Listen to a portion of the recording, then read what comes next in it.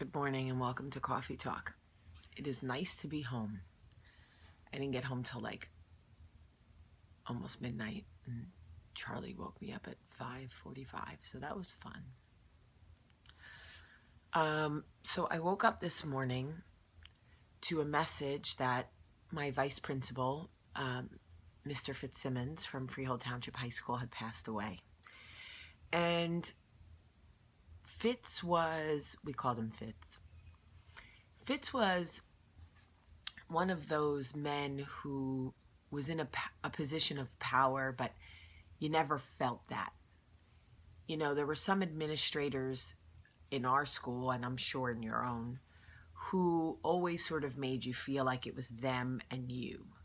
And like they, ruled with an iron fist, or just, you never felt like they were really there to help you, more just to control you. Fitz was not that guy. He was a dad first. And I think that because he approached his job with kids as a dad first, it made him approachable and warm. I was difficult, stubborn, colorful, and I became Fitz's problem. Dr. Hayden, who I loved, was the, I don't know what they call it, the main principal? I don't know, the big principal. So he didn't deal typically with behavioral issues. It was Mr. Fitz, and then there was another vice principal named Mr. Kea, who we did not see eye to eye. So that was a non-issue or non-option. Anyway, so I became Fitz's issue. And one of the things that I remember the most about Fitz is that when I lashed out or acted out, he was smart enough to know that it was because I was hurting. So he would find me wherever I was, and he would bring me to his office. And it was never about punishing me. It was always about getting to the root of why I was hurting, and in turn hurting other people.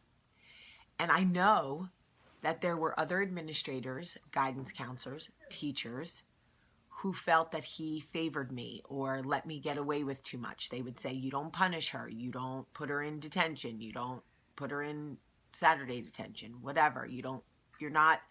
And Fitz would just,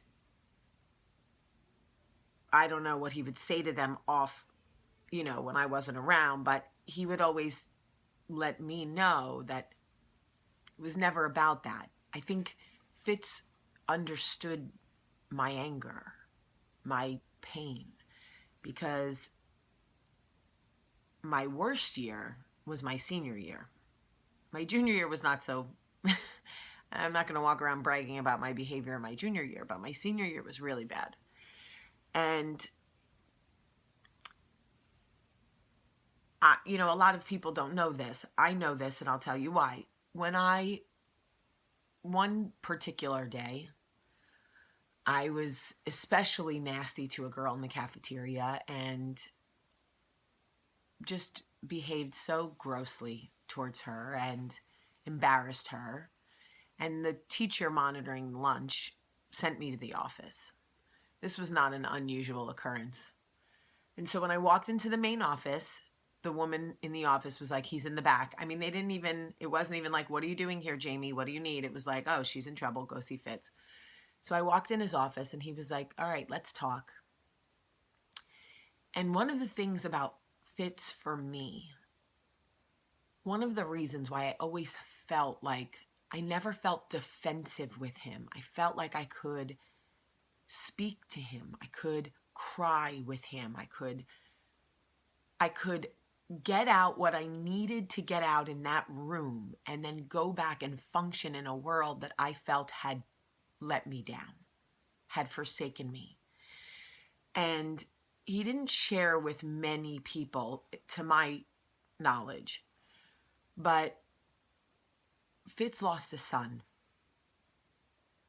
So the pain that I was in, the excruciating pain of loss and emptiness and feeling forsaken and being so angry and in turn hurting other people, he understood. At 16, 17, I certainly didn't understand the magnitude of losing a child. But I knew that when I cried to him about how unfair I felt the world was, I would say, you can't understand how alone I feel in this pain. All my friends walk around with their parents home, their mother normal, their siblings not crying all the time. I'm alone in this excruciating world of loss. And he would say, you think I don't get that, Jamie? You think I don't get what it feels like to walk around with this excruciating loss? I lost my son. You can't understand what that is.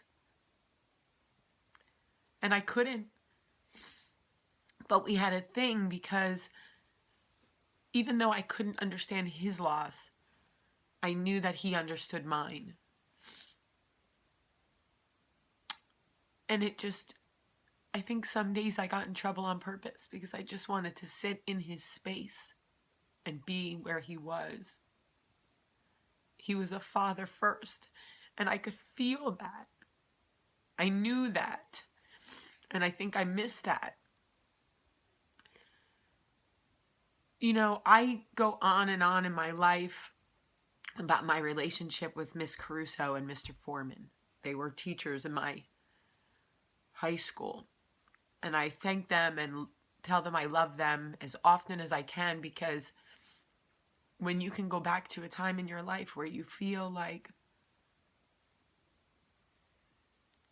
you were completely alone in who you were and what you felt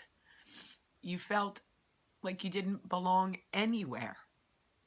Not at home, not at school. There are certain people who step up and go, if you're weird or alone or whatever you are, you can be that with us.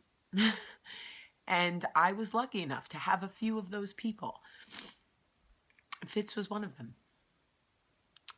And I thought it was important to talk to you guys about this because he mattered. And he mattered to me. He mattered to his family.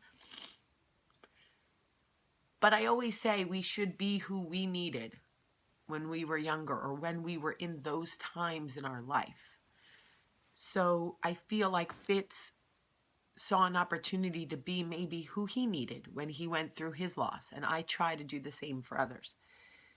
So today, whether you knew him or not, please think about people like Fitz in your life who maybe let you know that if you need to cry or be weird or lash out, you can come sit next to them, because that's an awesome way to extend yourself. Okay. I love you so much today. Have a great day.